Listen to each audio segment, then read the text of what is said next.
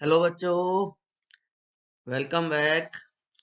तो कल वाला जो वीडियो था रेस्पिरेटरी वॉल्यूम और कैपेसिटी का, होप उससे आपकी जो एक मेजर प्रॉब्लम थी वो शॉर्ट आउट हो गई होगी। ठीक है, चलो जी, बहुत अच्छे। अगर फिर भी ना हुई हो तो आप कमेंट बॉक्स में लिख सकते हैं, मैं दोबारा से आपके जो भी डाउट्स हो गए वो क्लियर कर दूंगा। आज हम एक नया टॉपिक शुरू कर रहे हैं, गैस एक्सचेंज।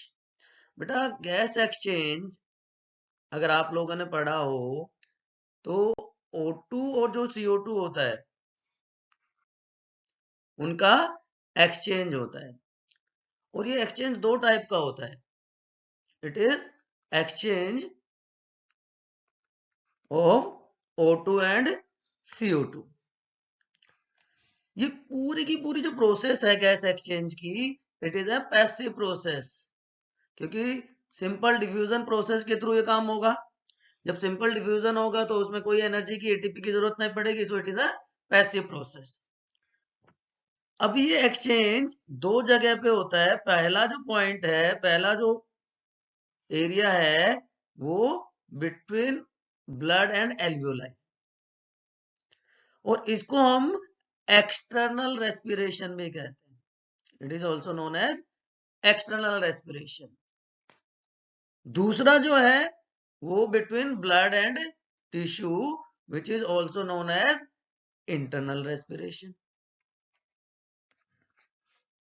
सो सिंपल डिफ्यूजन प्रोसेस के थ्रू गैस एक्सचेंज होगा, and alveoli are primary site for gas exchange, क्योंकि सबसे पहले एक्सटर्नल रेस्पिरेशन में एल्व्यूलाई और ब्लड कैपिलरीज के बीच में ही गैसेस एक्सचेंज हो रहा है। क्लियर? अब होता कैसे एक्सटर्नल रेस्पिरेशन की, अगर हम बात करें पहले, एक्सटर्नल रेस्पिरेशन कैसे होगा? जो पार्शियल प्रेशर है ऑक्सीजन का, PO2 जिसको हम कहते हैं, वो एल्व्यूलाई में ज्यादा होगा, एल्व्यूलाई में हाई है as compare to in blood capillary. Blood capillary में वो कम है, बट एल्व्यूलाई में वो हाई है। एल्व्यूलाई में वो होता है 104 mm ऑफ Hg। ये यूनिट्स आपको याद होनी चाहिए, जबकि यहां पे कितना है 95 ओनली। ठीक, तो हाई से लो प्रेशर या हाई कंसंट्रेशन से लो कंसंट्रेशन की तरफ गैसेस का डिफ्यूजन होता है। ठीक है, तो जो गैस थी वो कहां से आ गई, कहां से कहां पे आ गई, एल्विलाई से ब्लड में आ गई। CO2 के केस में उल्टा हो जाएगा, जस्ट पूरी प्रोसेस रिवर्स हो जाएगी। CO2 के केस में क्या होगा, CO2 का जो पार्शियल प्रेशर है वो कहां पे ज्यादा होगा, एल्वियोलर एयर में कम हो जाएगा, एल्वियोलर एयर में लेस होगा। वो कितना है, जस्ट 40 mm ऑफ Hg। जबकि वो कहां पे, डिऑक्सीजनेटेड ब्लड में कितना है, इट इज 45 mm। ये हाई हो गया, तो CO2 डिऑक्सीजनेटेड ब्लड से एल्वियोलाई में आ जाएगी, और O2 जो है वो एल्वियोलाई से ब्लड कैपिलरीज की तरफ हो जाएगी। इसलिए दोनों का जो मूवमेंट है, दोनों गैसेस का, O2 और CO2 का, वो रिवर्स डायरेक्शन में होता है। अब एक तीसरी और इंपॉर्टेंट गैस होती है जिसको हम नाइट्रोजन कहते हैं। नाइट्रोजन का मूवमेंट क्यों नहीं होता है, नाइट्रोजन क्यों एक्सचेंज नहीं होती, जबकि उसकी जो कंसंट्रेशन है वो मैक्सिमम है नेचर में, उसका अमाउंट सबसे ज्यादा है। बिकॉज जो Pn2 है, पार्शियल प्रेशर जो है नाइट्रोजन का, वो सेम रहता है एल्वियोलाई में और ब्लड कैपिलरीज में या ब्लड में। It remain same 537 mm Hg, ये सेम रहता है, इसलिए इस पे कोई इंपैक्ट नहीं पड़ता। ठीक है, इंटरनल रेस्पिरेशन में उल्टा हो जाता है। ठीक है, अब इंटरनल रेस्पिरेशन में क्या होगा, इंटरनल रेस्पिरेशन में जो PO2 है, इंटरनल रेस्पिरेशन में जो पार्शियल प्रेशर है ऑक्सीजन का, वो कहा ब्लड कैपिलरीज में कितना होगा 95 mm, ठीक है। और बॉडी सेल्स में कितना होगा 40। So again there is a downward movement. लेकिन इसके कंपैरिजन में अगर PCO2 की बात करूं, ये हम इंटरनल रेस्पिरेशन की बात कर रहे हैं। इंटरनल रेस्पिरेशन किसके बीच में हो रहा था, इट इज बिटवीन, बताओ बेटा, दूसरा रेस्पिरेशन कहां हो रहा, between blood and tissue cells, ठीक है। तो यहाँ पे PCO2 जो बॉडी सेल्स में है वो कितना है 45, राइट। और कैपिलरी में कितना हो जाएगा ये, या कितना होता है कैपिलरी में 40। तो ब्लड सेल से किसकी तरफ आ गया कैपिलरीज में। तो जो CO2 है वो टिश्यू सेल से कैपिलरीज में चली जाएगी। अब यहां तक आते आते इस एक्सचेंज की वजह से जो ब्लड था वो कैसा हो गया, डीऑक्सीजनेटेड हो गया, ब्लड गेट्स डीऑक्सीजनेटेड। तो ये हार्ट से कहां चला जाएगा, लंग्स में, फॉर प्यूरिफिकेशन। तो ये जो पूरी प्रोसेस है एक्सचेंज ऑफ गैसेस, ये डिपेंड करती है इन 4 फैक्टर्स पे। ये 4 इंपॉर्टेंट फैक्टर्स हैं, इन पे ये पूरी प्रोसेस डिपेंड करेगी। प्रेशर ग्रेडियंट की हमने मेनली बात कर ली अभी तक। प्रेशर ग्रेडियंट कैसे अफेक्ट करता है एक बार फिर से हम देखते हैं। ये देखिए, इंडिविजुअल प्रेशर किसी भी गैस का, गैस के जो मिक्सचर में है उसको हम पार्शियल प्रेशर कहते हैं, जिसको हम P से लिखते हैं, जैसे PO2, BCO2, PN2, right.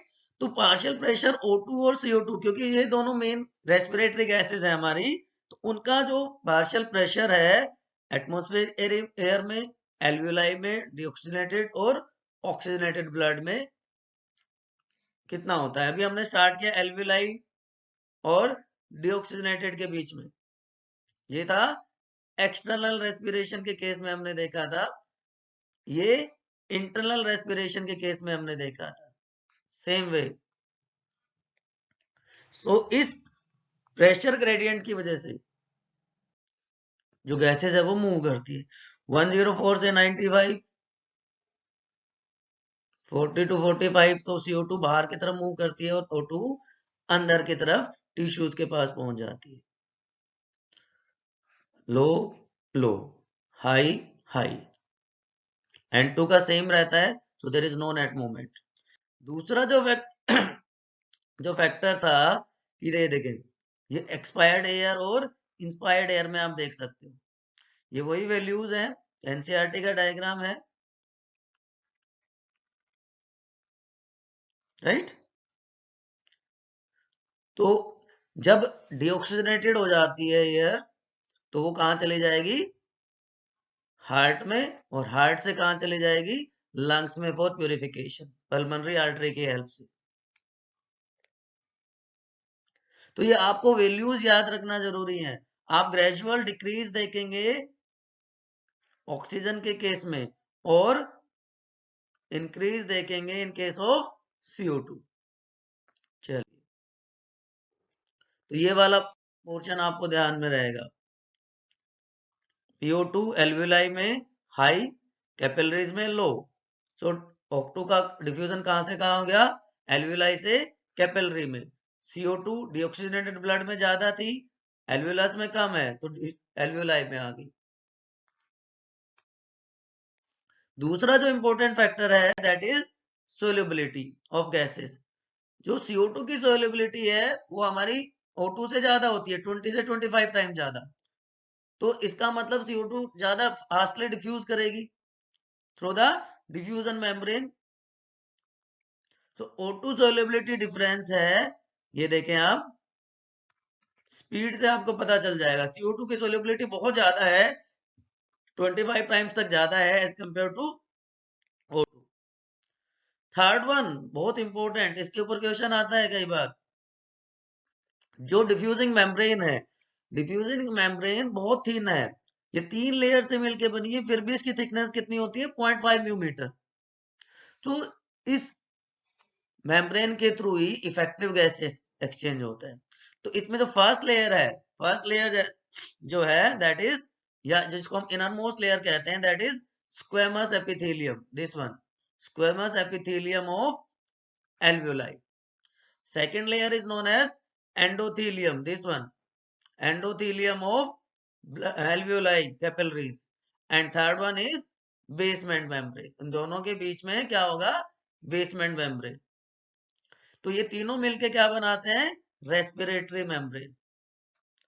And every respiratory membrane, आप याद रखें बेटा, हर रेस्पिरेटरी मेम्ब्रेन में एक डिफ्यूजिंग कैपेसिटी होती है कि पर मिलीमीटर वो कितनी गैस को डिफ्यूज कर सकती है अपने में से, that is known as diffusing ability, capacity of a membrane. तो हर रेस्पिरेटरी मेम्ब्रेन की अपनी डिफ्यूजिंग कैपेसिटी होती है. तो आपको याद रखना है तीनों membrane, squamous epithelium, endothelium and basement membrane. दोनों के बीच में बेसमेंट मेम्ब्रेन होगी, अंदर की तरफ स्क्वेमस एपिथेलियम और बाहर की तरफ एंडोथेलियम हो जाएगा.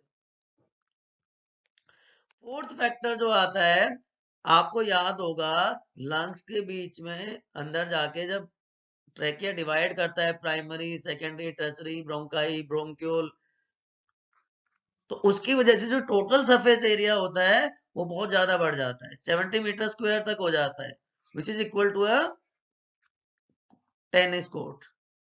और इतना ज्यादा इफेक्टिव ब्रांचिंग की वजह से जो एफिशिएंसी है गैस एक्सचेंज की वो भी बढ़ जाती है. तो ये 4 फैक्टर हैं जो मेनली अफेक्ट करते हैं